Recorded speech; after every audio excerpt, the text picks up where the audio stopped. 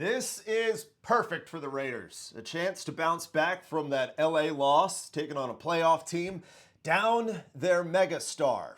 But at this point, it's on the silver and black to capitalize and do their part. Headed into DC this weekend, taking on the Commanders. Be sure to do your part if you haven't already. And hit that subscribe button to Raiders Digest, as we're just outside a couple days away from your silver and black trying to bounce back from that Chargers loss, and they have a great opportunity on deck to do exactly that.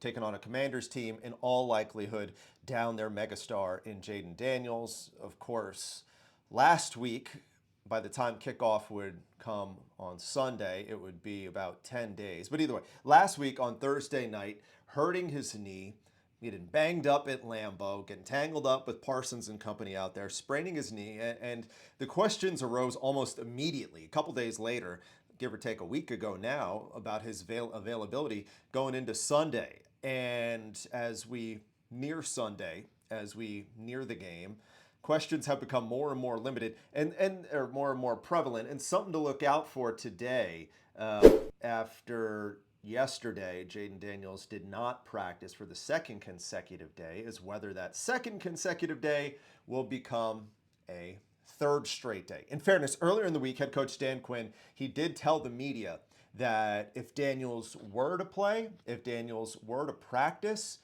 you were not going to see him out there on the field until today, Friday. So something to keep along the lines, or keep in the back of your mind going forward today as you're perusing through Twitter and trying to figure out whether or not it'll be Daniels on the opposite side of the defense, or it'll be opposite a very familiar face in Marcus Mariota. Backup quarterback over there with the Redskins. As you might remember, had a quick stint in Vegas, 2 years actually, 2020, 2021.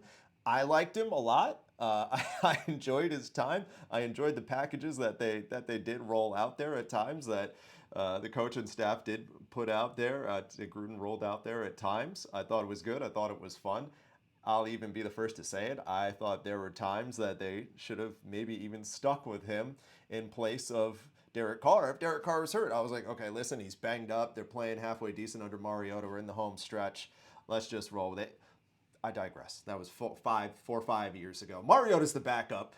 Would be quarterback number one if he were to suit up. At the back end of the week, he was the quarterback one in practice as Daniels was getting his treatment. But again, we'll keep an eye on that later on today, tomorrow, and of course into Sunday, which regardless of Mariota or Daniels, whoever it may be, Raiders are prepping for both. Well, prepping for Daniels, that's what Pete Carroll technically saying. But you know, they are prepping for both. And they're going to present a defense this weekend that, believe it or not, and I know we're a little bit skeptical. Like, we're happy with the defense the way that they've played up to this point, but we're kind of looking for like some numbers to validate it as to whether or not this is legit or not. And believe it or not, these are the advanced metrics and analyzing the, as you can see on right there, you see a lot of colors. This is the defensive series results. And Vegas right now is actually the fourth toughest team to score a touchdown on up to this point in the year. And the math is actually checking out a little bit with the eye test to what we've seen through the first 2 games of the season. Now, of course, it'll go beyond the defense. It'll go beyond the offense figuring their stuff out as well. There's 2 sides of the football that need to get this thing right. I'm completely aware that that's the case. But for the sake of the conversation, we're going to talk about the defense powering the way here. And something that I want to see, and we have not seen for years, I don't even know how long, we haven't seen for years, is a Raider team having that killer instinct and sensing the blood in the water and sensing that when the opposition is down, the opposition is vulnerable, we need to capitalize, we need to take advantage of it. How many times does it feel like over the past few years we've seen a backup quarterback come in and have a career game? I'm drawing a blank. The quarterback, whoever it was at the end of the year, 2020, Miami, the Miami game that came in Vegas, and was it Fitzpatrick? maybe. I don't know. Either way, you get the point that I'm making at. It's always like the backup quarterback when the Raiders look so vulnerable. Okay, better example. Andy Dalton last year, right? Andy Dalton last year with Carolina. Bryce Young goes on the bench. Dalton comes in, beats the Raiders. Dalton hasn't like played a relevant game in 4 or 5 years, but all of a sudden finds life in Carolina. I want the Raiders this weekend to have a sense of blood in the water, the defense to realize that, hey, we have a chance to do something special. We need to bounce back, and we need to take advantage of the fact that the Commanders are without their superstar, and the Commanders are without their starting running back. And the Commanders, their offensive line on the right side especially, is a little bit suspect right now. We need to go in there, and we need to win this football game.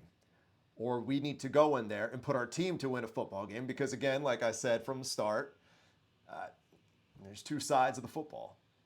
And just as much as it's on them, it's just as much on the offensive side of things to figure it out. And there will be a lot to figure out for Chip Kelly going into this week. Ashton Jeanty as well, earlier in the week, did acknowledge that he needs more touches. I know contextually it was viewed as like, I'm kind of the guy. I'm kind of the star. You don't draft me to only have a handful of touches every day. I know when you put it in print, it sounds more aggressive than it was. But he is right. Like, he does have to touch the football. You need to get the guy the football. But, again, we can only worry about that to see what they do and see how they respond. Kind of the blueprint is there for what they need. It's not as vulnerable, cut and dry as the opportunity that the defense has to get this thing right. And that's what I'm hoping for. That's what I'm hoping for because there are a lot of chances to do this in many ways. Like, look at Jamal Adams over here. Like, he has been playing well. There's guys on this team that have been playing well. There is plenty of reason to believe that they can't go out there or they can go out there and do it again.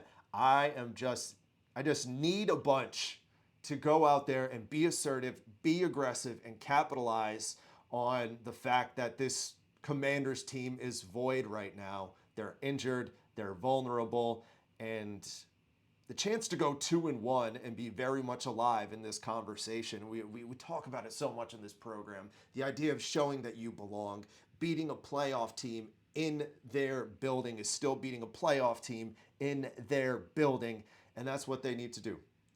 And that's what they need to do. And it helps in differentiating if this team is truly different than the ones in years past. But we'll figure that out. On the other side of things, and this is a Commander's Digest thing, maybe you should have figured out the collaboration beforehand. They got to figure out the Jayden Daniels, keeping him safe type of deal. That also might be on Jayden Daniels to, prevent putting himself in harm's way because it's hard to not think of the Robert Griffin III element of this. But again, just like we have over here, there's a lot of revisionist history that's going on in DC on the Commander's side of things, so that's not our problem to worry about. And maybe Jayden Daniels won't be a problem to worry about for the Raiders. We'll find out. We'll find out today, get at least a better idea today, going into the weekend, Saturday. My guess is that this goes down to the wire, at least from a gamesmanship standpoint. I think this goes down to the wire, and he'll probably be viewed as exactly that game time decision. Dan Quinn might know now what it is. That's my guess. That's me speculating, but still a lot to figure out between then and now. And again, the Raiders got a chance to get back on the right side of things and pick up a win and move to 2-1 and erase the stench of that Chargers loss last week and feel good about it in the process. Hopefully you do too. Hit the subscribe button. The vibes are up. Raiders got a chance to do the right thing and get back on the right side of the ledger.